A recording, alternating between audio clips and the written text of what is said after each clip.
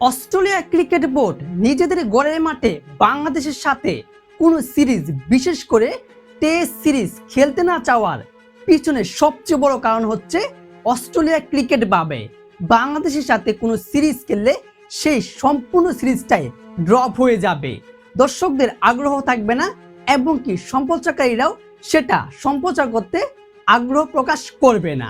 Example, বর্তমানে বাংলাদেশ ক্রিকেটের খেলা বাংলাদেশের ঘরে বসে সরাসরি কোনো টিভি চ্যানেলেই দেখতে পাচ্ছি না।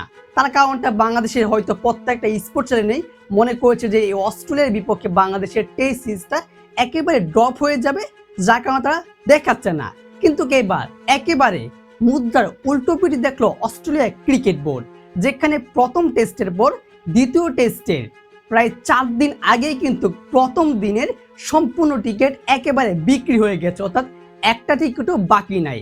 দর্শক, বাংলাদেশ বনাম অস্ট্রেলিয়া 2 ম্যাচের টেস্ট সিরিজে প্রথম টেস্ট ম্যাচটা অনুষ্ঠিত হয়েছিল ডারউইনের ক্রিকেট স্টেডিয়ামে, যেখানে বাংলাদেশ খুব সহজে বিশাল ব্যবধানে 9 উইকেটে জয় পেয়েছে এবং কি প্রায় 23 বছর পর। আর তাছাড়া অস্ট্রেলিয়ার ঘরের মাঠে আর আন্তর্জাতিক ক্রিকেটে প্রথমবারের মতো অস্ট্রেলিয়ার ঘরের মাঠে বাংলাদেশ জয় পেয়েছে এবং সেটা অসাধারণটা জয় রয়েছে। এবার বাংলাদেশের লক্ষ্য কিভাবে অস্ট্রেলিয়াকে হোয়াইট ওয়াশ করা, সেই লক্ষ্যে কিন্তু বাংলাদেশ বনাম অস্ট্রেলিয়ার দ্বিতীয় টেস্ট ম্যাচটা অনুষ্ঠিত হবে অস্ট্রেলিয়ার মেক ক্রিকেট স্টেডিয়ামে। সেই মেকে ক্রিকেট স্টেডিয়ামে কিন্তু এখনো অবধি কোনো আন্তর্জাতিক ম্যাচও গড়ায়নি। এই প্রথমবারের মতো বাংলাদেশের বিপক্ষে অস্ট্রেলিয়ার এই ম্যাচটা দিয়ে এই স্টেডিয়ামে অনুষ্ঠিত হবে বা উদ্বোধন করা হবে কোনো আন্তর্জাতিক ম্যাচ, যেখানে অস্ট্রেলিয়া ক্রিকেট মূলত মানে একটা টেস্ট ম্যাচের কিন্তু মানে একেবারে টিকিট বিক্রি করা হয় না। একটা টেস্ট ম্যাচের প্রথম দিনের টিকিট, দ্বিতীয় দিনের টিকিট, দ্বিতীয় দিন মানে দিন প্রতিদিন টিকিট বিক্রি করা হয়, কারণ একটা টেস্ট ম্যাচ আপনি তো জানেন না 3 দিন নাকি 4 দিন নাকি 2 দিনেই শেষ হয়ে যাবে, যার কারণে প্রতিদিনেই টিকিটটা বিক্রি করা হয়। অ্যাকচুয়ালি এটাই নিয়ম রয়েছে, যেখানে তারা অস্ট্রেলিয়া আজ 18 তারিখ এবং আগামী 22 তারিখে শুরু হবে সেই টেস্ট ম্যাচটা, দ্বিতীয় টেস্ট ম্যাচটা। তবে তার আগেই একেবারে সেই মেক ক্রিকেট স্টেডিয়ামে, যেখানে এখন আন্তর্জাতিক কোনো ম্যাচই গড়ায়নি, সেখানে একদিনের টিকিট অলরেডি সম্পূর্ণ বিক্রি হয়ে গেছে।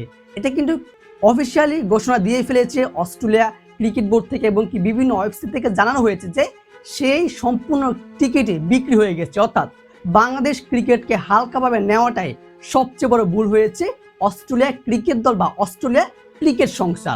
কারণ বাংলাদেশ ক্রিকেট এমনভাবে অস্ট্রেলিয়াকে কড়াভাবে একটা জবাব দিয়েছে, 9 উইকেটে জয় পেয়েছে।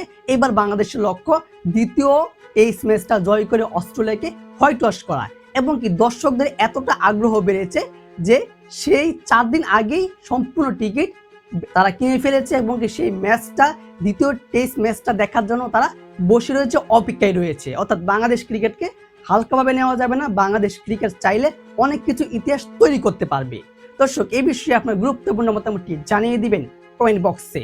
ধন্যবাদ।